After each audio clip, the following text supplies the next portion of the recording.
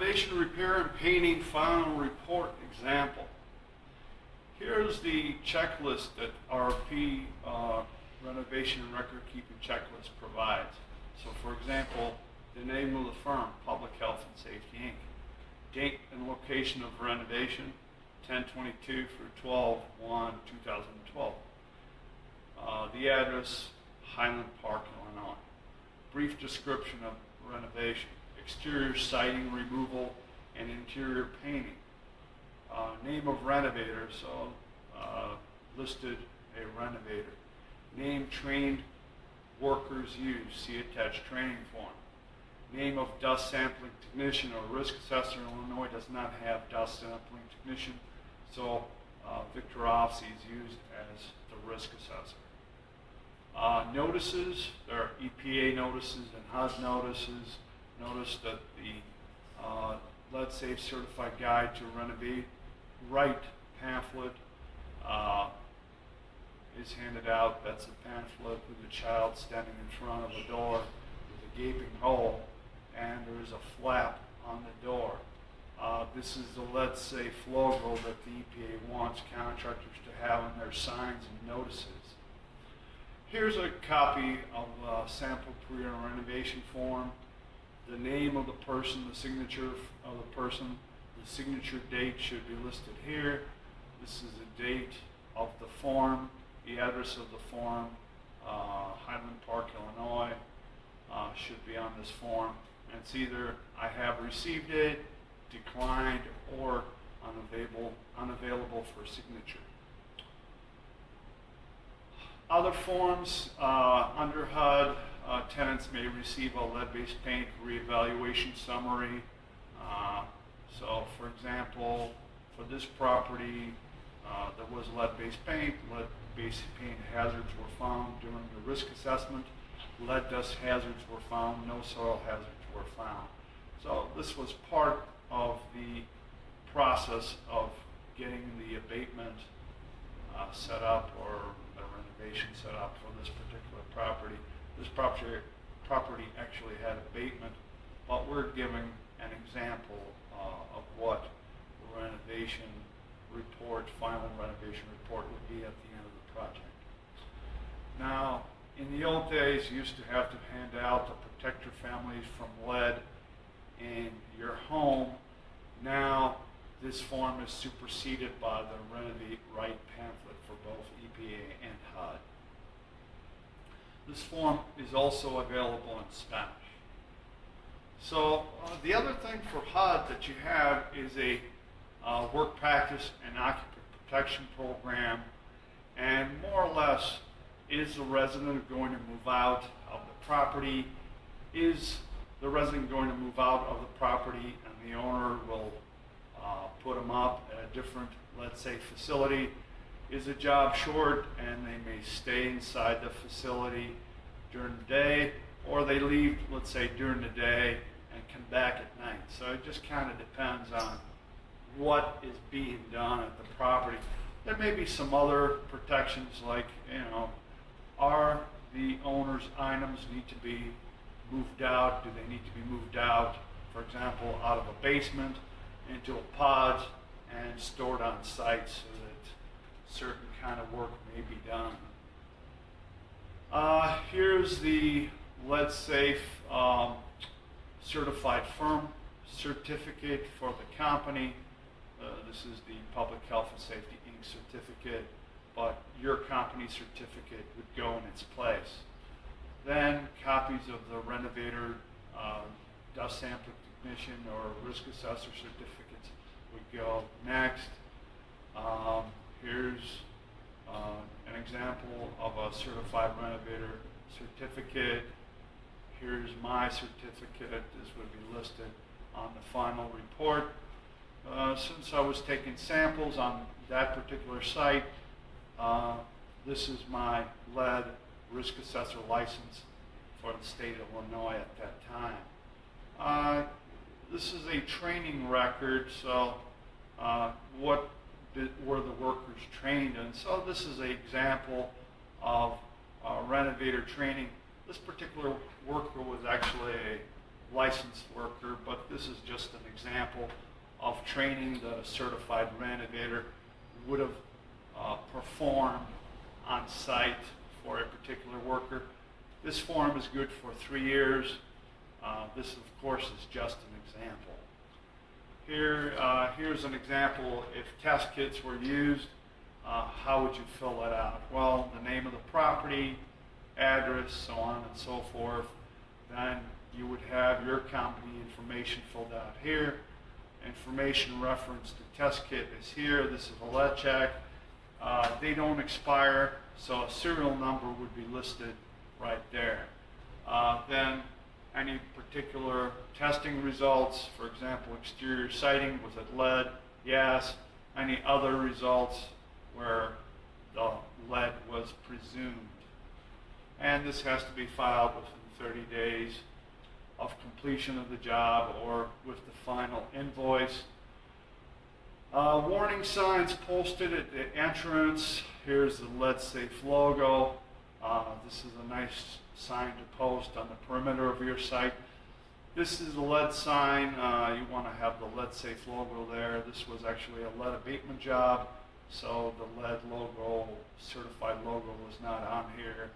But as you can see, it's all around the project, and there were other signs in other locations. All right, so all objects, work area contained to prevent spread of dust, yes. All objects in the work area removed and covered. HVAC ducts in the work area closed, windows in the work area closed, windows within 20 feet of the work area closed, and so on and so forth. So all the owners or residents' items are stored in pods. Walkways are used on the interior to move from one area to another. There was scope of work in this bedroom on the first floor, and there's a scope of work on the second floor, but nothing in the stairs, so there's a walkway here. Doorway was taken out, and eventually a plywood critical barrier was constructed here, but you can see a plastic barrier put up first. Here we have items that stayed inside the bedroom, moved to the center, and it was covered up, plastic on the ground. Here are some type A barriers where a window was taken out. Here's a type B barrier on a ceiling where a hole penetration was made. Cleaning equipment here, cleaning has to be done from top to bottom and to the exit of the work area.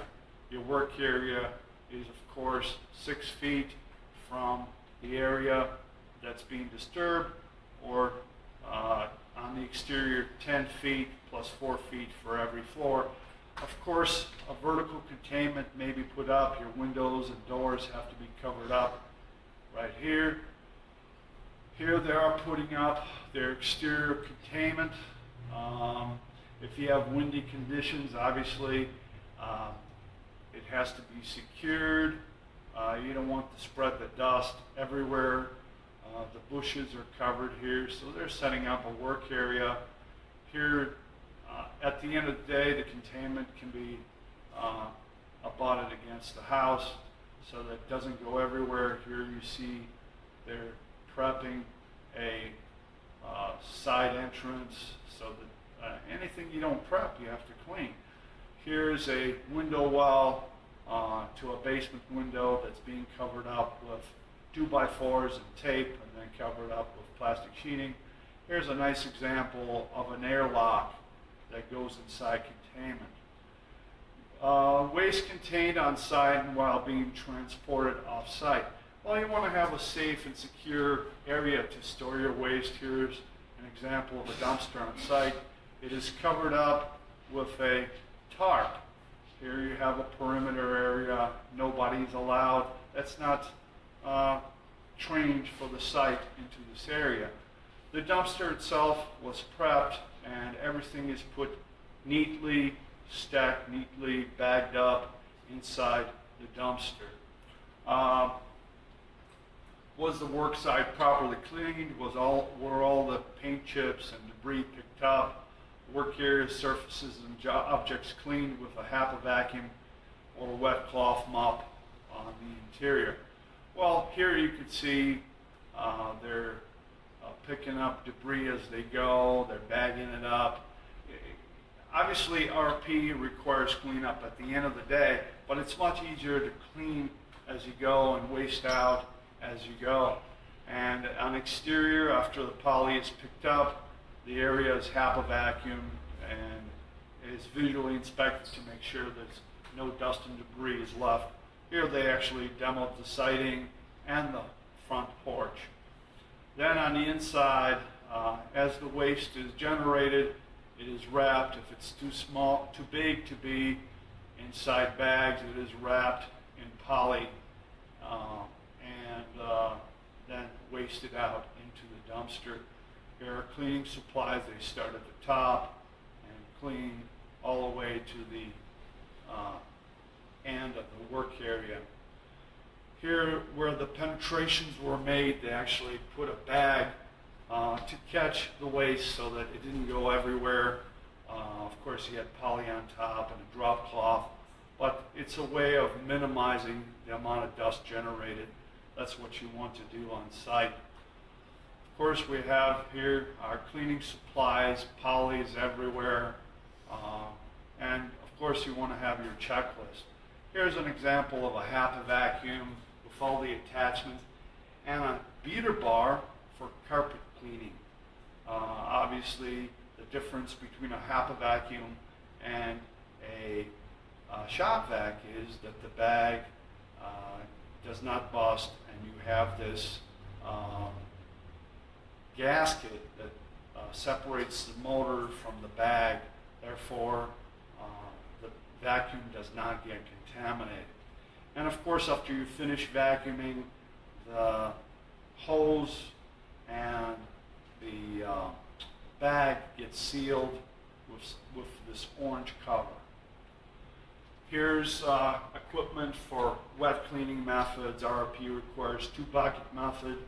HUD requires 3-bucket method. Of course, it's better to have a 3rd bucket so that all the wringing happens into a 3rd bucket. Makes it much easier to clean.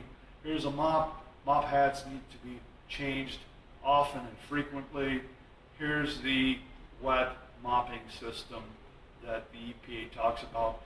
This is also used in the cleaning verification. And of course, always, always, always use some kind of a detergent. Okay? Certified Renovator conducted a visual exam, and did it pass, and did they perform a CV process? Well, after the visual exam is conducted, the renovator wears disposable foot covers, make sure there's adequate lighting, uses a bright light, white flashlight to see all the debris, and if debris are found, then you go back to step 4 and re-clean. Once you have carefully looked at all the surfaces and found no dust and debris and residue, proceed to cleaning verification procedure or clearance testing. Here's the bright white flashlight, and if there's any debris, you will see them. Wipe each windowsill within the work area. Use a single wet disposable cleaning cloth per windowsill. Wipe on carpeted floors and old countertops with a wet disposable cleaning cloth. Wipe up to a maximum of 40 square feet per cloth. Compare each wipe to the CV card. If the cloth matches or is lighter than the CV card, the surface has passed the cleaning verification and no further action is required. If the cloth is darker than the CV card, re-clean and repeat the CV process.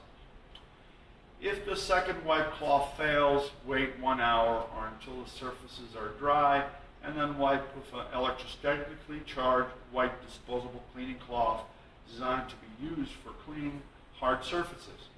This completes the cleaning verification. I hope you're ready, because they are. Cleaning verification example. So if your work area is 120 square feet, including the 2 square feet beyond, wipe every windowsill.